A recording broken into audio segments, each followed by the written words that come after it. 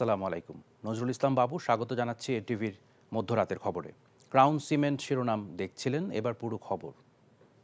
Zia charitable trust দুর্নীতি মামলায় BNP chairperson Begum Khaleda জিয়াকে খালাস দিয়ে হাইকোর্টের দেয়া রায় বহাল রেখেছে আপিল বিভাগ।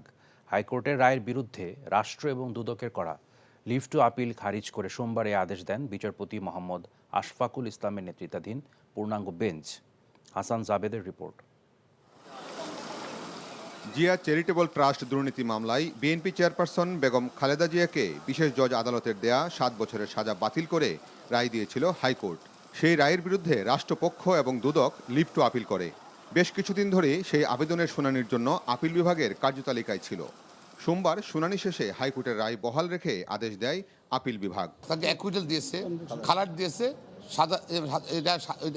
সাদা বাতিল করেছে। যদি মামলাটা সত্য হতো, কারেক্ট হতো, তাহলে ট্রায়াল করতে এত লাগতো না, বিচার করতে লাগতো। বিচার করতে তো অনেকদিন সময় নিচ্ছে, মিথ্যা মামলা সাজাবে কীভাবে? বেগম জিয়ার আইনজীবীরা জানান, এই আদেশের মাধ্যমেই বোঝা যায় যে মামলাটি রাজনৈতিক উদ্দেশ্যে করা হয়েছিল। এমনকি যারা খালেদা জিয়ার বিরুদ্ধে বিভিন্ন মামলায় রায় দিয়েছিল তারা পদোন্নতিও পেয়েছিল। যেমন ধরেন অতিরিক্ত জেলা জজ উনি জেলা জজ পুরস্কার পেয়েছেন, যিনি জেলা জজ উনি হাইকোর্টের প্রমোশন পেয়েছেন, যিনি হাইকোর্টে উনি অ্যাপেলেট ডিভিশনে প্রমোশন পেয়েছেন। অর্থাৎ জিয়া পরিবারের বিরুদ্ধে যে সমস্ত মামলা যে জজই হাত দিয়েছেন সেই জজই পুরস্কারপ্রাপ্ত হয়েছেন। সুতরাং এই মামলাগুলো ভিত্তিহীন। গত বছরের 27শে নভেম্বর জিয়া চ্যারিটেবল ট্রাস্ট দুর্নীতি মামলায় বেগম জিয়াকে খালাস দিয়ে রায় দেয় হাইকোর্ট। 2018 সালের 29 অক্টোবর এই মামলায় খালেদা জিয়াকে 7 বছরের কারাদণ্ড এবং 10 লাখ টাকা জরিমানা করেছিল বিশেষ জজ আদালত। Hasan Javed, NTV news, Dhaka. সমাজের বিদ্যমান দুর্বলতা দূর করতে সবাইকে নিজ জায়গা থেকে মনোযোগ দিয়ে কাজ করার আহ্বান জানিয়েছেন প্রধান উপদেষ্টা অধ্যাপক ডক্টর মোহাম্মদ ইউনূস।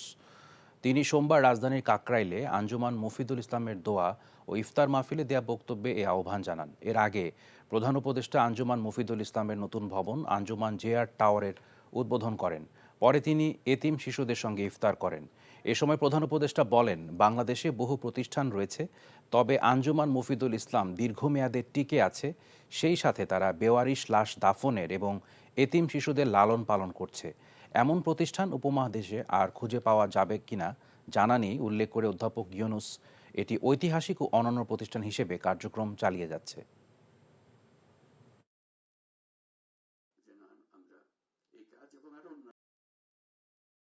আমাদের লক্ষ্য যেন কারো লাশ বেওয়ারিশ হিসেবে না থাকে। আমরা সবাই যার যার মতো করে যেখানে আছি আমরা যেন নিজেরাই বেওয়ারিশ হওয়ার আগে থেকে আমরা রক্ষা করতে পারি, যে তার বন্ধু বান্ধব আত্মীয় স্বজন কেউ না কেউ কাছে আছে, তার এটা সম্মানজনক ভাবে দাফন করবে।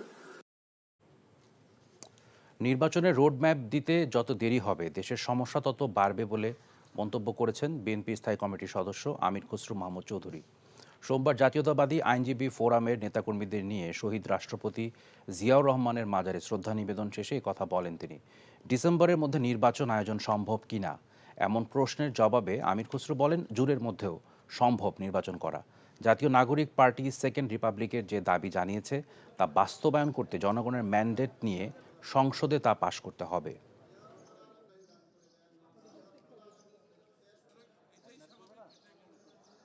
যত দেরি করবে দেশ তত বেশি ক্ষতিগ্রস্ত হবে, গণতন্ত্র ক্ষতিগ্রস্ত হবে, দেশের শান্তি শৃঙ্খলা ক্ষতিগ্রস্ত হবে, দেশের দ্রব্যমূল্যের বিষয়টি দিন দিন খারাপ থেকে আরও খারাপের দিকে যাচ্ছে।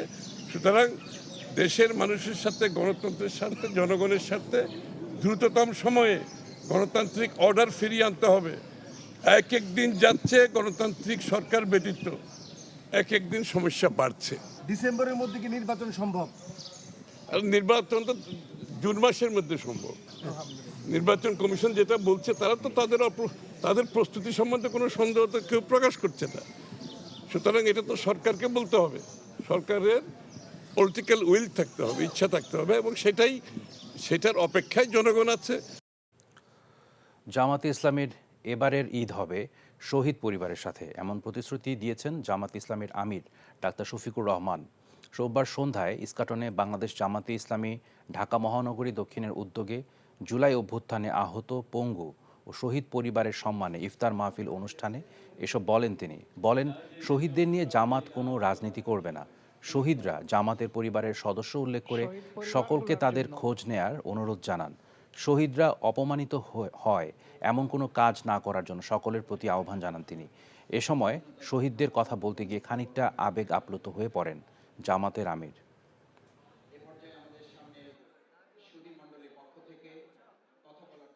শুধু শহীদ না, যারা জীবন্ত শহীদ তাদেরকেও একই মানচিত্রে আমরা যেন গভীর শ্রদ্ধার সাথে, ভালোবাসার সাথে ধারণ করতে পারি। এই ক্ষেত্রে আমাদের কোনো রাজনীতি নাই। পরিবারের এই সদস্যরা জীবনের অন্য সময়ের মতো এবার সাহারিতে আহার তাদের মুখে সেভাবে উঠে না। আর ঈদের দিনটা ঘুরে ঘুরে সবগুলা শহীদ পরিবারের দুয়ারে হাজির হয়ে তাদের দোয়া নেওয়ার চেষ্টা করবো ইনশাল্লাহ, যতটা পারি। রাজধানীতে ছিচকে চুরি ও ছিনতাই নিয়ন্ত্রণে আনার চেষ্টা করা হচ্ছে এবং নিরাপত্তাহীনতার বড় কোনো কারণ নেই বলে জানিয়েছেন স্বরাষ্ট্র সচিব নাসিমুল গনি। সোমবার সচিবালয়ে সাংবাদিকদের সাথে আলাপকালে এসব বলেন তিনি। বলেন, অপারেশন ডেভিল হান্টের নাম পরিবর্তনের কোনো সিদ্ধান্ত হয়নি। প্রয়োজন অনুযায়ী কার্যক্রম চলবে এবং একে আরও সুনির্দিষ্ট ও লক্ষ্যমুখী করা হবে। রোজা এবং ঈদকে সামনে রেখে আইনশৃঙ্খলা বাহিনীর কার্যক্রম আগে যেভাবে চলছিল সেভাবেই চলছে। মব হঠাৎ করেই ঘটে ও অনেকে উস্কানি দেয় মন্তব্য করে সচিব বলেন, নাগরিকদের অন্যের অধিকারকে সম্মান জানাতে হবে। বলেন, লালমাটিয়ায় সিগারেট খাওয়াকে কেন্দ্র করে 2 নারীকে হয়রানির ঘটনায় সংশ্লিষ্ট কর্মকর্তারা কাজ করছেন। এতগুলো লোক পাঠানোর দরকার নেই, সেগুলো আমরা দেখি তো। আমি গতকালকে ইফতার করেছি মোহাম্মদপুর থানায়। সেখানটায় গত মাসের ডিসেম্বর মাসে খুন হয়েছে 2টো, জানুয়ারি মাসে খুন হয়েছে 1টা, ফেব্রুয়ারি যে গত মাসটা গেল সে মাসে 1টা মার্ডারও হয়নি। অথচ এর আগে জুলাইয়ের আগে এখানে প্রতি মাসে 10টার উপরে খুন হতো। আমরা একটা বিধ্বস্ত পুলিশ বাহিনী পেয়েছি। এই বাহিনীটার যাদেরকে আমরা নিয়ে এসেছি, যারা ঢাকা শহর কোনোদিন দেখে নাই, কারণ সে রোজই দরখাস্ত পড়ে যে স্যার ঢাকা তার সংসার চালাতে পারে না, এই হয় না, নানা রকম সমস্যা পুলিশের। তো এই সমস্ত লোকগুলো এসছে, তারা এই জায়গাগুলো চিনে এখন কাজকর্ম করছে। আস্তে আস্তে তারা they have got a control over the whole area এবং এগুলো ডেভেলপ করছে, প্রতিদিনই উন্নত হওয়ার চেষ্টা করছে। ইউএসএআইডির $29 মিলিয়ন প্রকল্প বাংলাদেশের 2 ব্যক্তির মালিকানাধীন কোনো সংস্থাকে দেওয়ার যে অভিযোগ যুক্তরাষ্ট্রের প্রেসিডেন্ট ডোনাল্ড ট্রাম্প করেছেন তা সত্য নয় বলে জানিয়েছে পররাষ্ট্র মন্ত্রণালয়। সোমবার এক সংবাদ বিজ্ঞপ্তিতে মন্ত্রণালয় বলেছে, ইউএসএআইডির অর্থায়নে $29 মিলিয়ন ব্যয়ে রাজনীতিকে শক্তিশালীকরণ প্রকল্প বাস্তবায়িত হয়েছে। সম্প্রতি মার্কিন প্রেসিডেন্ট ডোনাল্ড ট্রাম্প এই প্রকল্পটি নিয়ে কিছু তথ্য দিয়েছেন, যা নিয়ে জনমনে বিভ্রান্তি সৃষ্টি হয়েছে। এ পরিপ্রেক্ষিতে বিষয়টি পররাষ্ট্র মন্ত্রণালয় অনুসন্ধান করেছে। অনুসন্ধানে জানা গেছে, প্রেসিডেন্ট ট্রাম্পের প্রথম মেয়াদে এই প্রকল্পটি বাস্তবায়নের জন্য ইউএসএআইডি যুক্তরাষ্ট্রে নিবন্ধিত ডেমোক্রেসি ইন্টারন্যাশনালকে নির্বাচিত করে। 2017 সালের মার্চে চুক্তি স্বাক্ষরের পর ডিআই প্রকল্পটি বাস্তবায়ন শুরু করে। পরে প্রকল্পটির মেয়াদ বৃদ্ধি করা হয়।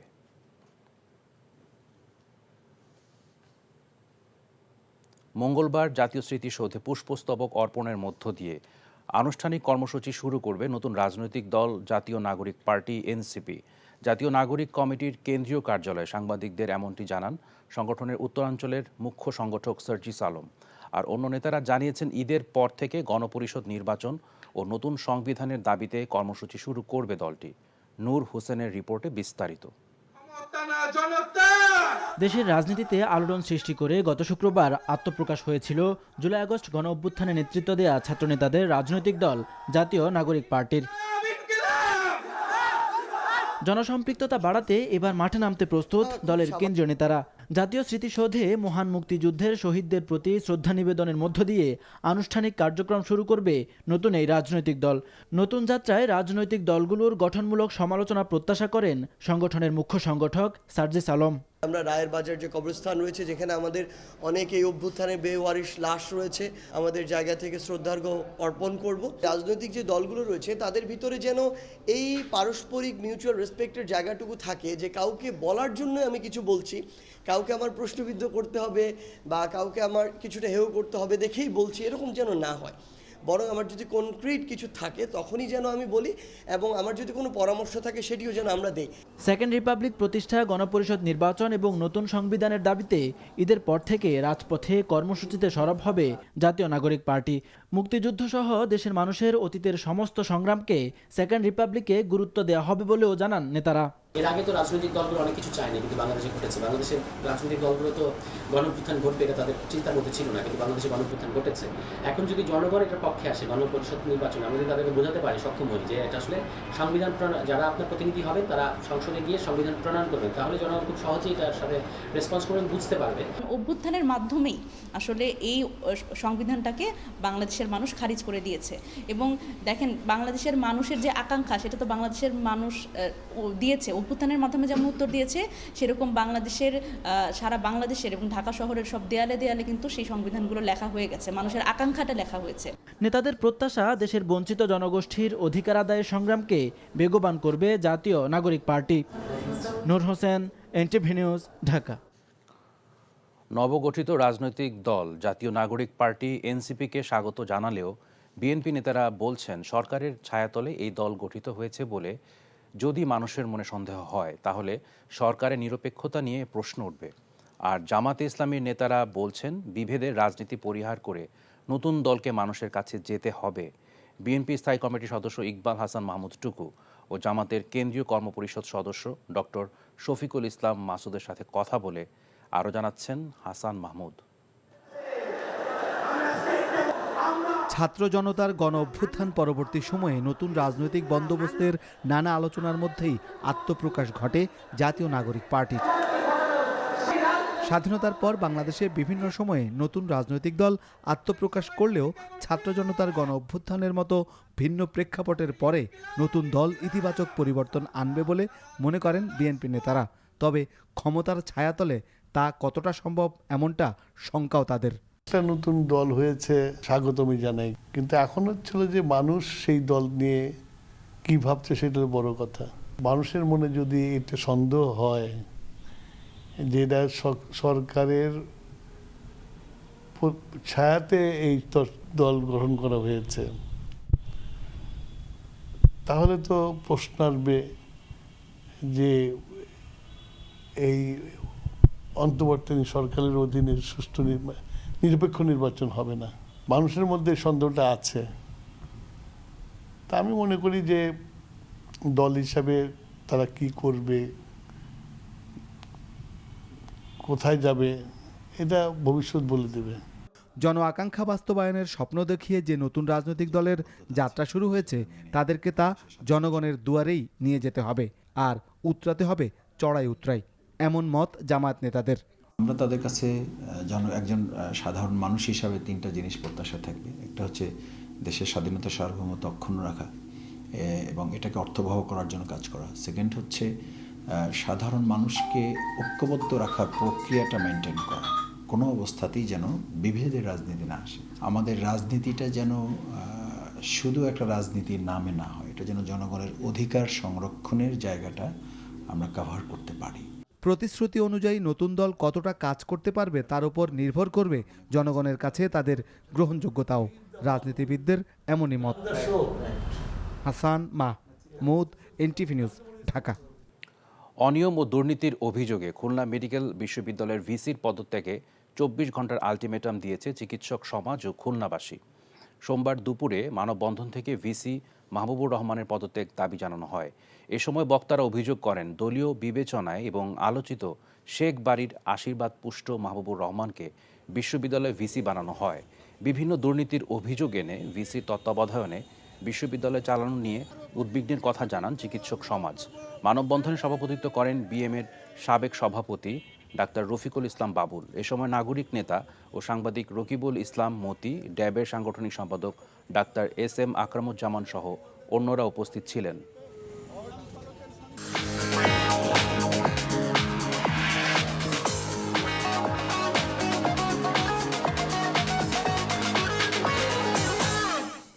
মার্কেন্টাইল ব্যাংক অর্থনীতির খবর।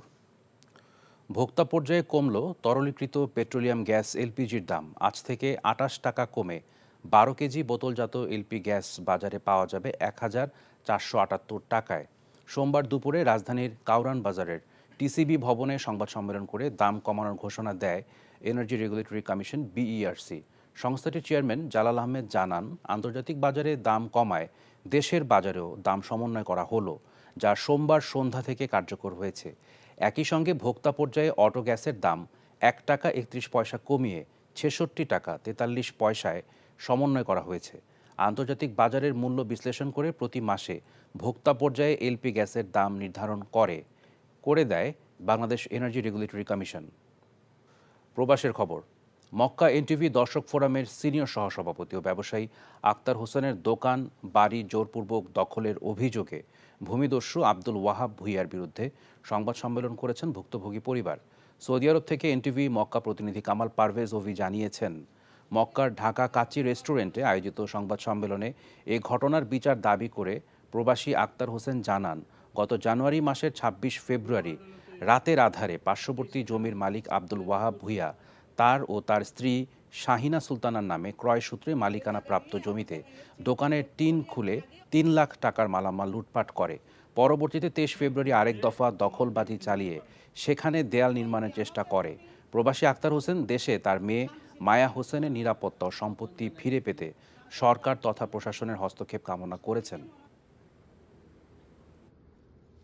আমি একজন সৌদি আরব মক্কা প্রবাসী।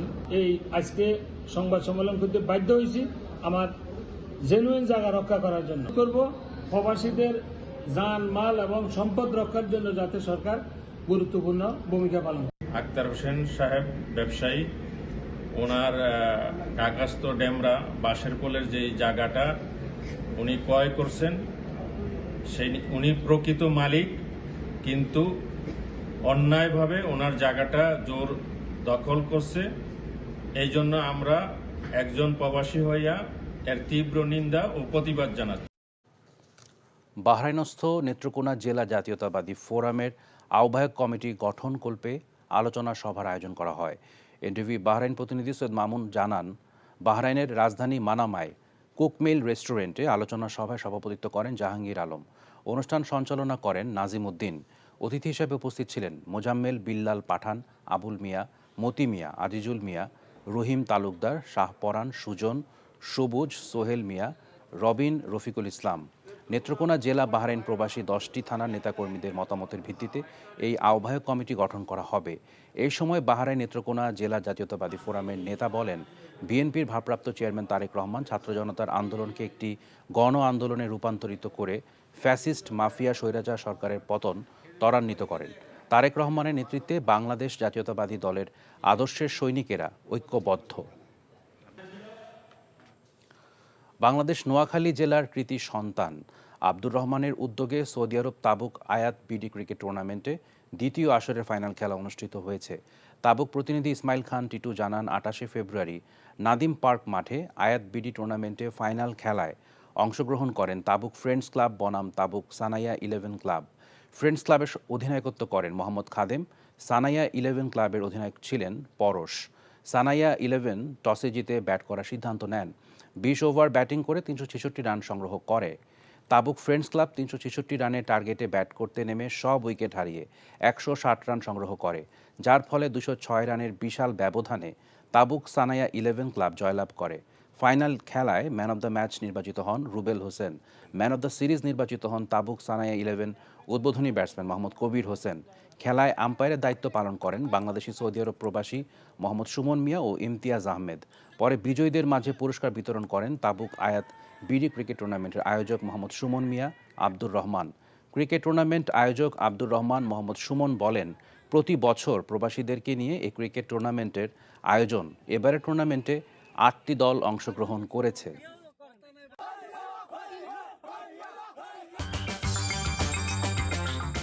এই ছিল মধ্যরাতের খবরে। এই খবরের ভিডিও সহ আপডেট জানতে ভিজিট করুন এনটিভি অনলাইন www.ntvbd.com। এছাড়াও এনটিভির জনপ্রিয় সব অনুষ্ঠান ও খবরের আপডেট জানতে ভিজিট করুন আমাদের ইউটিউব ও ভেরিফাইড ফেসবুক পেজ। সকাল 7:30টায় সকালের খবর দেখার আমন্ত্রণ রইল। ধন্যবাদ সবাইকে।